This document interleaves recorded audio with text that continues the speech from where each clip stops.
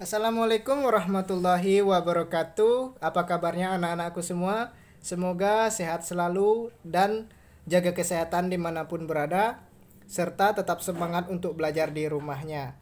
Baiklah, pada kesempatan kali ini kita akan belajar tentang materi menelaah struktur dan kaidah kebahasaan dari teks deskripsi. Adapun kompetensi dasar kita pada kali ini yaitu 3.2, yakni menelaah struktur dan kaidah kebahasaan dari teks deskripsi tentang objek, baik itu mengenai sekolah, tempat wisata, maupun tempat bersejarah atau suasana pentas seni daerah yang didengar maupun dibaca. Adapun tujuan pembelajaran kita pada kesempatan kali ini yaitu setelah mengikuti proses pembelajaran, siswa diharapkan dapat menelaah struktur dan kaidah kebahasaan teks deskripsi. Ada dua komponen yang akan kita bahas pada kesempatan kali ini, yaitu mengenai struktur dan kebahasaan dalam teks deskripsi.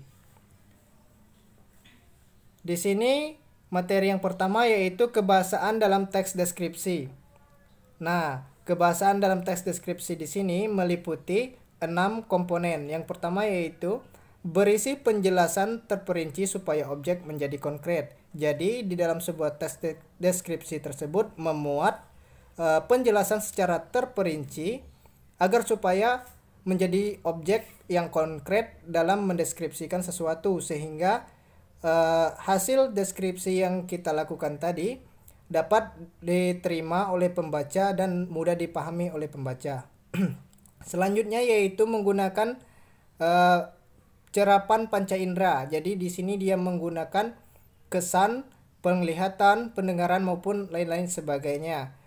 Jadi misalnya kita ingin mendeskripsikan tentang pemandangan. Jadi kita harus mengajak para pembaca itu seolah-olah merasakan langsung di dalam pemandangan yang kita deskripsikan tersebut.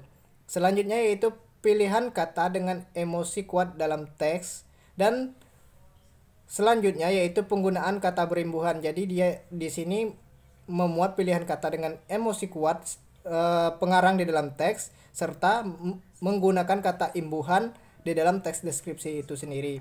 Selanjutnya yaitu menggunakan kata sinonim atau persamaan kata. Jadi dia di sini memuat sinonim juga di dalam teks deskripsi ini. Nah, penggunaan kata depan dan atau komponen yang terakhir yaitu penggunaan kata depan dan huruf kapital. Nah, itu tadi merupakan kebahasaan dalam teks deskripsi. Nah, yang selanjutnya yaitu penyampaian isi teks deskripsi yang telah didengar atau dibaca. Di sini meliputi dua bagian, yaitu secara lisan maupun secara tulisan. Nah, bagaimana mendeskripsikan pohon tomat? Misalnya di sini secara lisan, contohnya buah tomat merupakan jenis buahan maupun sayuran yang berwarna merah dan bentuknya unik.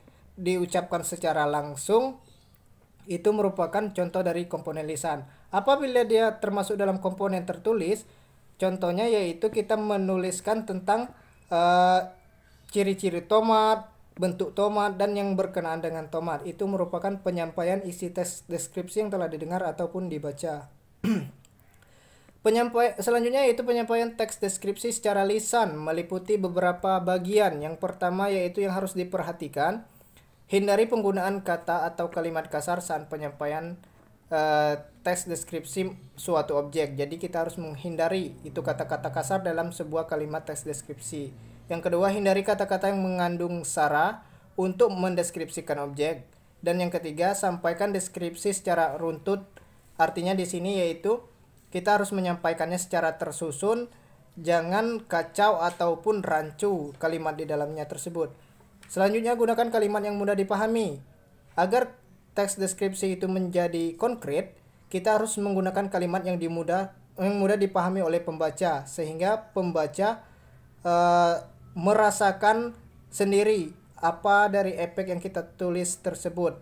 Apa yang kita deskripsikan tersebut bisa diterima oleh pemikiran pembaca. Selanjutnya yaitu hindari kata atau kalimat yang bersifat subjektif, menyerang pribadi atau fisik seseorang, dan menjatuhkan objek yang dideskripsikan. Itu tidak boleh di dalam teks deskripsi.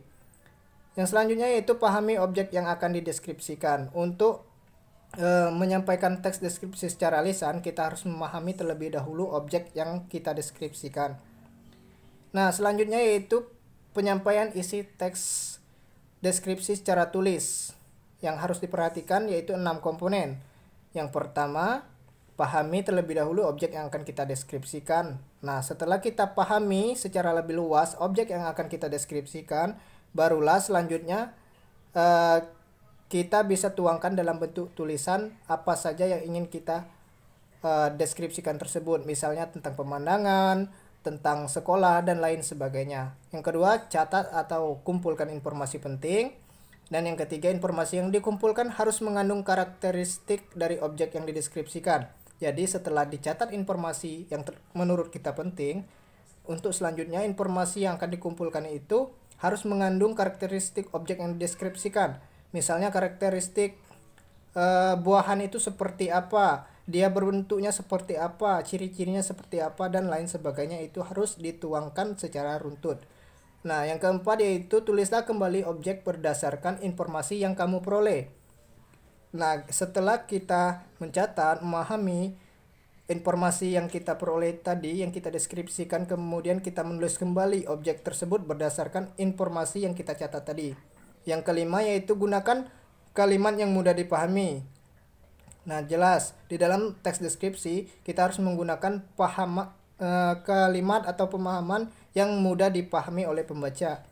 Yang keenam yaitu perhatikan penggunaan ebi dan kosakata baku. Jadi dalam penyampaian isi teks deskripsi secara tertulis ini, kita harus memperhatikan ejaan bahasa Indonesia di dalamnya, dan kosakatanya itu harus baku, tidak boleh mengandung ambiguitas atau kata yang tidak baku. Nah, anak-anak, itulah materi kita pada kesempatan kali ini. Apabila ada salah kata, Bapak mohon maaf. Semoga bermanfaat. Tetap semangat belajar di rumahnya dan jangan lupa jaga kesehatan. Baik, terima kasih. Wassalamualaikum warahmatullahi wabarakatuh.